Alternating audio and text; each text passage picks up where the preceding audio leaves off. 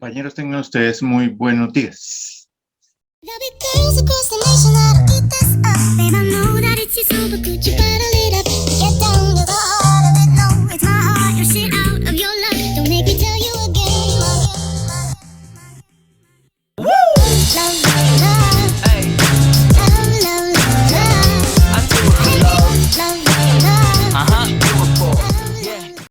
De acuerdo a nuestro cronograma, el tema que nos compete hoy es la cadena de custodia.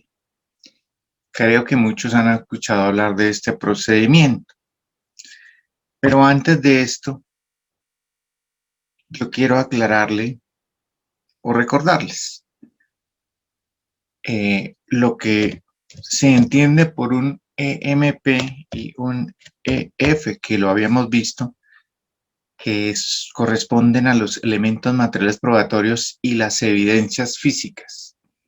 Si bien no está definido como tal en Colombia, sí se habla de que los elementos materiales probatorios y las evidencias físicas son huellas,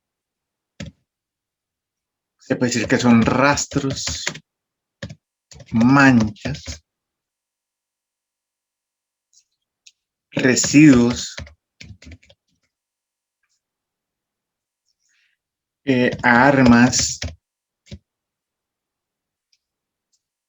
instrumentos, objetos, dinero,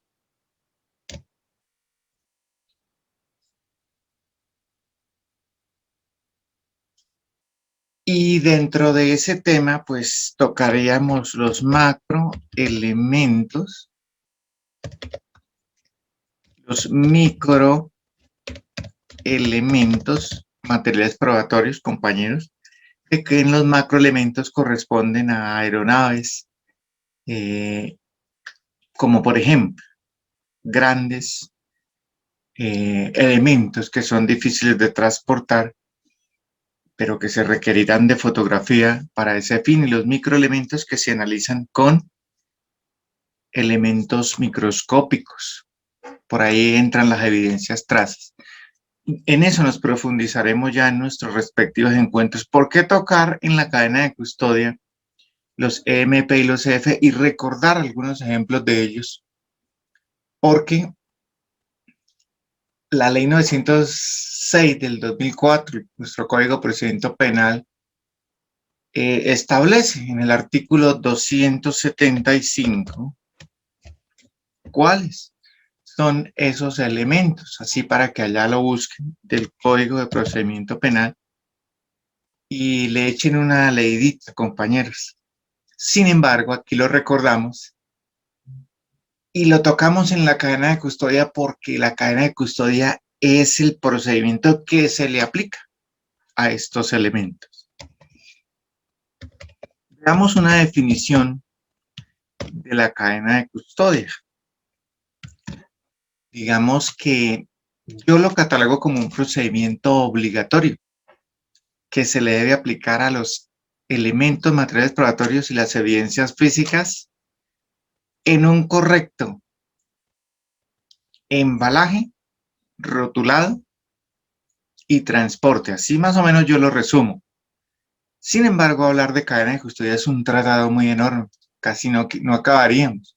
Pero quiero que ustedes se lleven el conocimiento de esto. Se puede decir que es un proceso continuo, ¿no?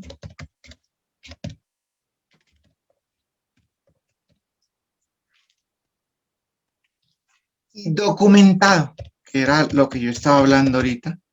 O sea, va documentado en los rótulos,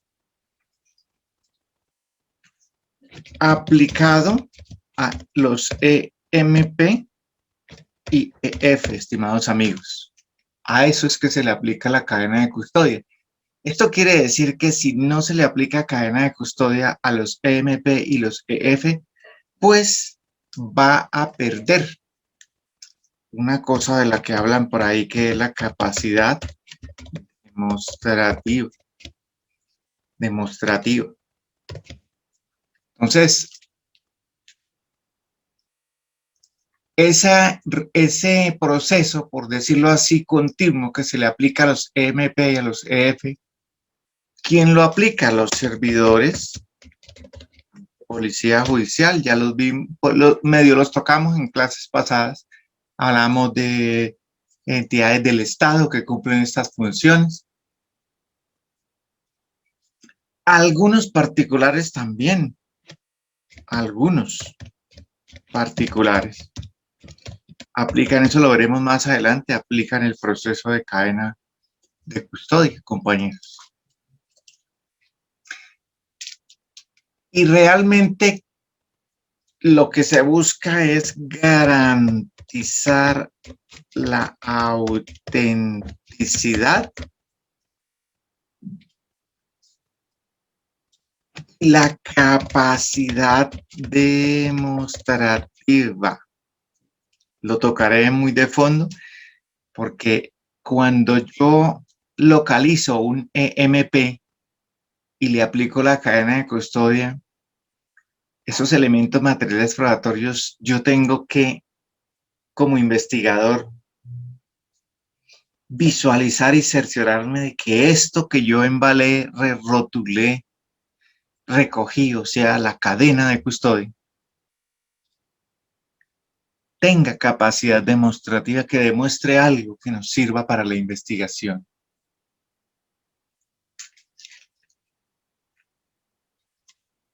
Teniendo ya esta parte clara, estimados amigos,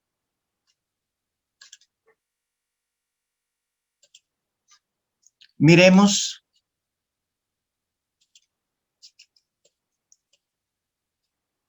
que la cadena de custodia es un procedimiento. Realmente es un procedimiento.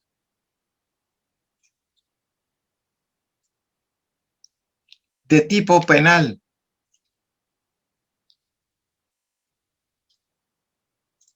De esta manera, si se hace o se ejecuta mal o no se ejecuta, esto lo que busca es la forma de probar el delito. Por eso se habla de la capacidad demostrativa.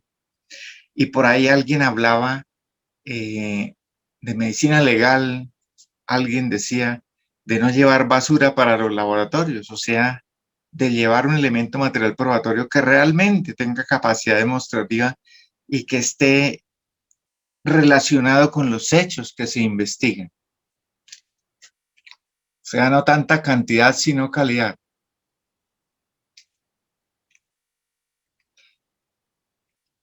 Dentro de este tema hay unos requisitos. Ya sabemos que si a nosotros nos hablan de localizar, de recolectar, de embalar, tendremos en la cadena, tendremos que eso viene a ser en resumen la cadena de custodia.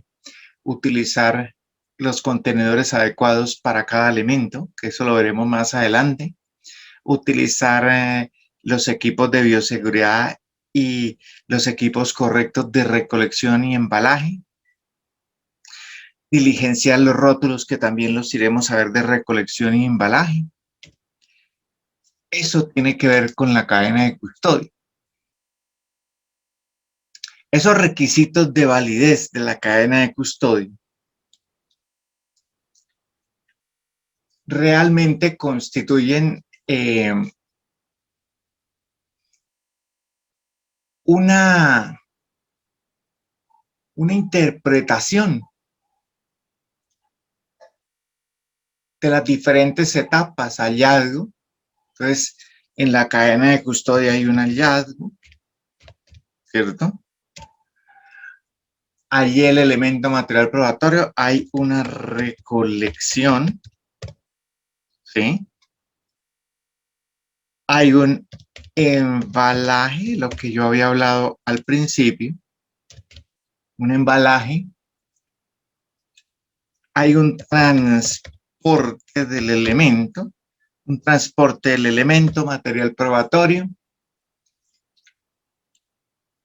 hay un análisis que ya lo hace el laboratorio y hay un almacenamiento.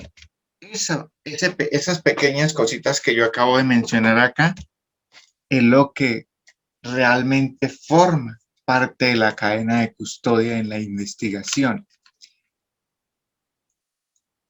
¿De los qué? Pues de los EMP y EF, elementos materiales probatorios y evidencias físicas. Esto tiene un fin primordial. ¿Cuál es ese fin de la cadena de custodia? Preservar su autenticidad. ¿La autenticidad de quién? Del elemento material probatorio. O sea, que el elemento que yo recolecté en el lugar de los hechos cuando practiqué la criminalística de campo sea el mismo sin que haya sufrido alteraciones o cambios, sea el mismo que yo lleve hasta el almacén y por ende al juicio. ¿Estamos de acuerdo?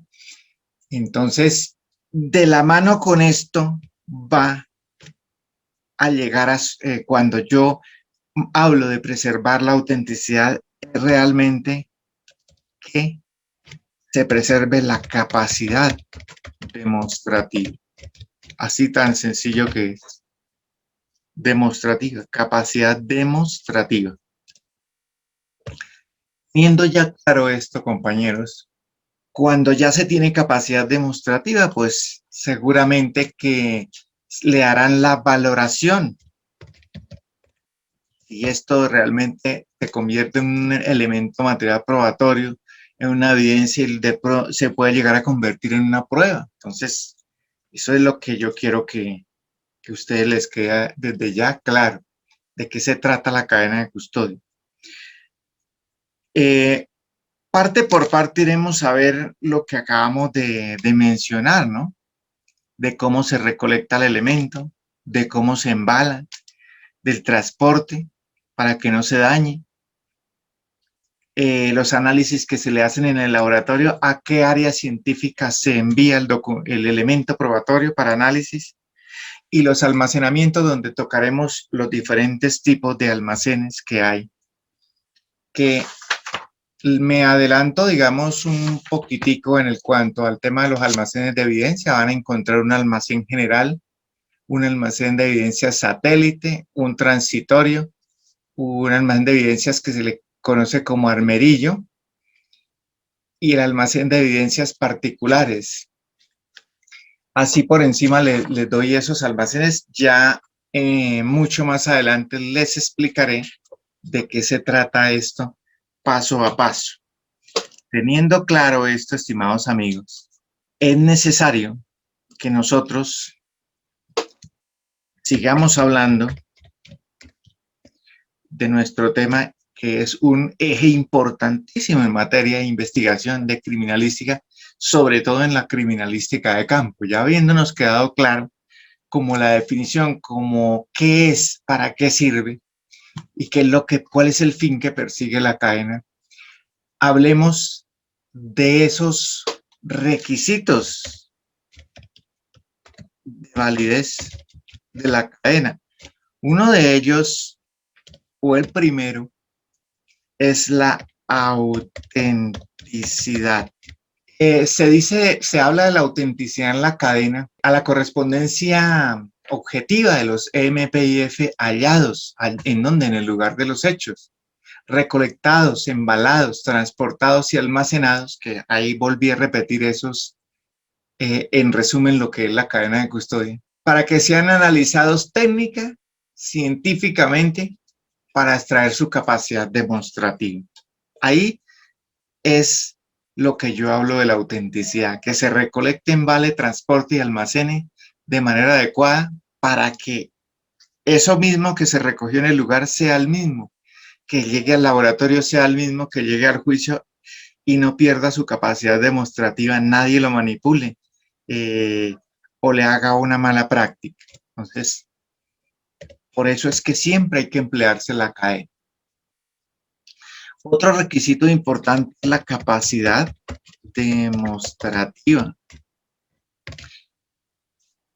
que es esa cualidad o aptitud de un elemento material probatorio y una evidencia física que al ser desarrollado mediante un análisis técnico, científico, aporta información con qué buscamos con esa información, como esa valoración, vocación probatoria, por decirlo así.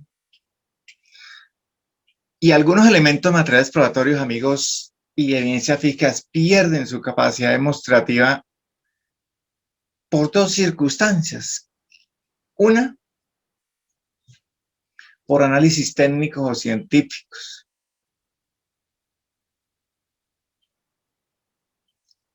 Por ejemplo, en las prendas sobre las que se realizó el análisis de residuos de disparo para rango de distancia de disparo, cuando se vea el tema de balística, u objetos sobre los cuales se realizó extracción de estupefacientes ocultos que habían en las prendas. Por la naturaleza, con el paso del tiempo, por ejemplo, que es el segundo, las muestras biológicas para análisis toxicológicos. En cualquier momento de la etapa procesal se puede realizar una revisión sobre cada elemento material probatorio y evidencia física para establecer si dentro del contexto de la investigación penal aún persiste la capacidad demostrativa. Temas que tocaremos así como un poquito más en los encuentros virtuales. Sobre los elementos materiales probatorios, compañeros, y las evidencias físicas que pierden la capacidad demostrativa, se dice que la autoridad competente puede tomar decisiones respecto a su disposición final, ¿no? Que ya también tocaremos sobre ese tema. Entonces, ahí más o menos hay un tema de la capacidad demostrativa, que si permanece, ¿por qué permanece? O sobre si las mismas hicieron los mismos exámenes y pierde la capacidad o no la pierde. La identidad, que es la otra, el otro requisito. Entonces ya hemos visto autenticidad, capacidad demostrativa, identidad, todos los requisitos que van formando la cadena de custodia. Aquí se describe completa y detalladamente y objetivamente, ¿no? Características y condiciones específicas de los EMP y los EF hallados. ¿Hallados en dónde? Pues en el lugar, recolectados y embalados, allá en el lugar de los hechos. Donde se registre su estado físico, la apariencia, localización de contexto en el lugar de los hechos o lugares distintos, al igual de todas aquellas características que puedan servir para su individualización, que realmente si yo lo recolecté, qué clima estaba haciendo, si el elemento que recolecté estaba en bueno o en mal estado, en qué otro sitio lo recogí, cómo lo embalé. Y en resumen, cuando yo documento este elemento, tengo que decir cómo lo embalé y si se aplique la técnica de embalaje adecuada y qué es. Físicamente hay que describirlo. ¿Qué es? El otro requisito para que se cumpla la cadena es la integridad. Dentro de la integridad es garantizar que los elementos materiales probatorios y las evidencias físicas no tengan alteraciones como digamos, en las partes que lo componen, al momento de su hallazgo, ¿no? Cuando nosotros lo recolectamos. Recolección, el embalaje, ¿no? Que no tenga como hay que garantizar ese elemento, esa composición, que sus características no hayan sido alteradas, ¿no? Hay algunas excepciones por ahí que las tocaremos después.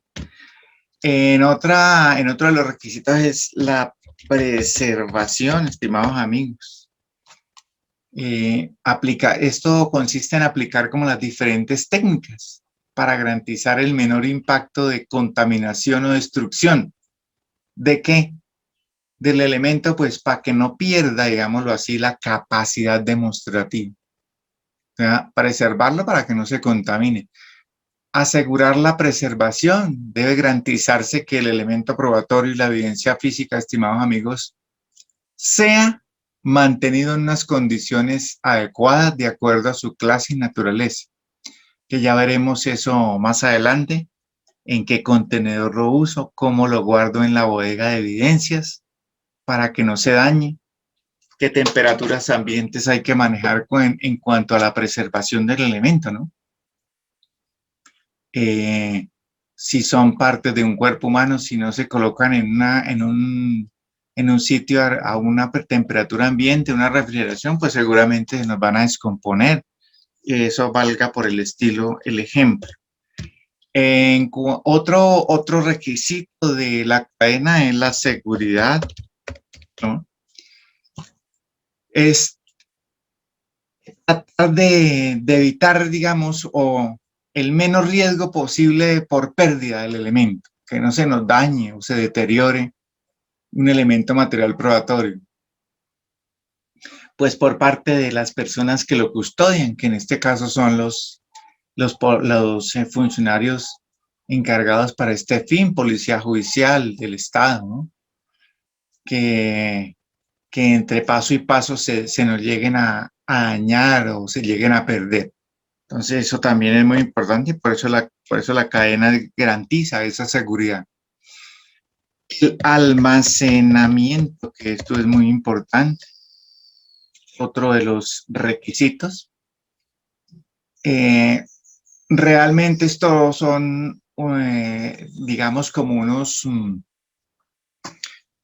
instrumentos administrativos que están diseñados para resguardar los elementos materiales probatorios y las evidencias físicas.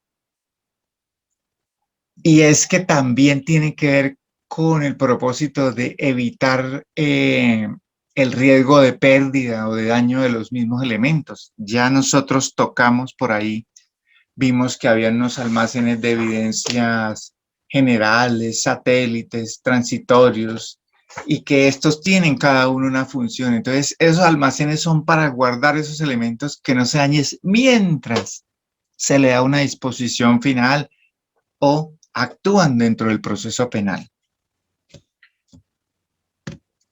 Uno de los ejemplos claros es que si yo recolecto un arma de fuego, yo no me la puedo llevar para la casa. Tengo que darle una disposición en un almacén o en un transitorio, un almacén satélite, etcétera, etcétera, para que allí se le dé continuidad y disposición final. Puede ser para después llevarla al laboratorio o después presentarla en el juicio, etcétera, etcétera, o sea, para análisis o algo, otra cuestión.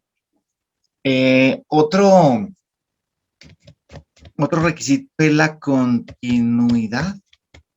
Entonces, es como cuando se habla de cronología ininterrumpida, ahí se habla de tiempo en la cadena de custodia. Los elementos materiales probatorios y las evidencias físicas que fueron hallados, que se recolectaron y que se embalaron en el lugar de los hechos o en sitios distintos. Esto persigue un fin que es permitir realizar una trazabilidad de los diferentes actores que intervinieron en esas etapas del sistema de cadena de custodia, ¿no? Buscando en todo caso, se busca la menor cantidad de registros desde su hallazgo hasta su disposición. Aquí se hablaba de una máxima que se tiene en la investigación y es que dicen algunos expertos que la cadena de custodia, entre menos eslabones, es más efectiva. O sea, entre menos manos pasen, mejor. Porque a veces un investigador la recoge en el lugar de los hechos, la lleva al almacén, allá se la recibe otro funcionario, ese se la pasa al otro para que la lleve al laboratorio y en fin, entre ese teje y maneje se puede alterar, de pronto se puede interrumpir, por eso se habla de la continuidad. Entonces, la idea es que de una vez se recolecte, se lleve al laboratorio y allí con los registros respectivos de continuidad de cadena sea recibido o sea aceptado y se le dé continuidad ya al análisis y después lo devuelvan a fiscalía o se pase directamente a juicio, etcétera, etcétera. Entonces, eso hay que tener cuidado con esa cuestión. Se habla también de el registro, estimados amigos, de la cadena, que es la documentación física y virtual, ¿no? Que ya la tecnología entra también en juego, la información de los elementos materiales probatorios y las evidencias físicas y quienes intervinieron en ese sistema de cadena de custodia. Entonces ahí ustedes van a ver en un formato de cadena que se habla, en el formato de registro de cadena, se habla de quién halló, quién recolectó y quién embaló el elemento. Ahí aparecerán los nombres, los apellidos y sus respectivas firmas. Tema que les ampliaré y les explicaré de fondo cómo se hace esta clase de registros y cómo se documenta también la cadena de custodia.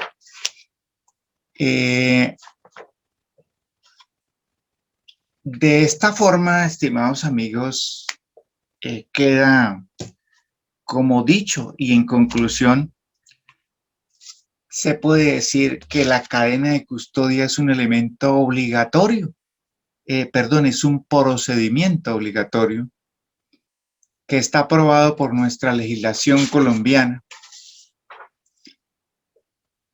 que la Corte Suprema de Justicia habla también del tema de la cadena de custodia, que yo les tocaré las normas directamente allá en nuestro encuentro virtual. Por ahí se tocan artículos de la Constitución Política como el 15, el 29, el 209, el 228. La ley 1980, la ley 30 de 1986, por la cual se adopta el Estatuto Nacional de Estupefacientes.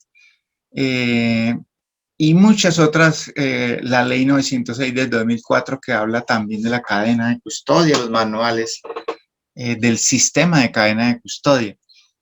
En resumidas cuentas y en conclusión, la cadena de custodia realmente es un procedimiento obligatorio para los que la ejercen, o sea, los organismos de policía judicial del Estado, que consiste en localizar allá en el lugar de los hechos, recolectar, embalar, transportar y almacenar, y de la mano con esto se habla de la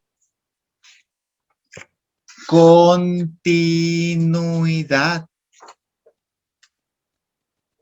y por ende el registro también. Ese es en resumen la cadena de custodia, que aplica para quién dijimos en conclusión, para los EMP y los EF. O sea que si yo recojo algo que constituya elemento material probatorio y que yo vea que tenga capacidad demostrativa, como por ejemplo un arma de fuego encontrada en el lugar del hecho, si yo me la llevo y no le aplico cadena, pues es un mal procedimiento y seguramente que no va a ser tenido en cuenta como un elemento material probatorio y seguramente habrán sanciones disciplinarias. Entonces, elemento que yo recoja que constituya capacidad, que tenga capacidad demostrativa, que sea un elemento material probatorio, debo aplicarle este registro de cadena de custodia que consiste en un buen embalaje, un buen rotulado. Así por encima es el resumen de lo que yo les puedo decir sobre la cadena de custodia. Tema brutalmente amplio, tratados enormes de la cadena de custodia y tema que tocaremos mucho más en profundidad en nuestro encuentro virtual, estimados amigos. De esta manera, espero haberles aportado un granillo de manera referente al tema que nos compete, que es la cadena de custodia, en el cual nos adentraremos y, ¿por qué no?, solucionaremos muchas dudas en nuestra labor de campo. Muchísimas gracias por tu atención, compañeros. Tengan ustedes muy buen día.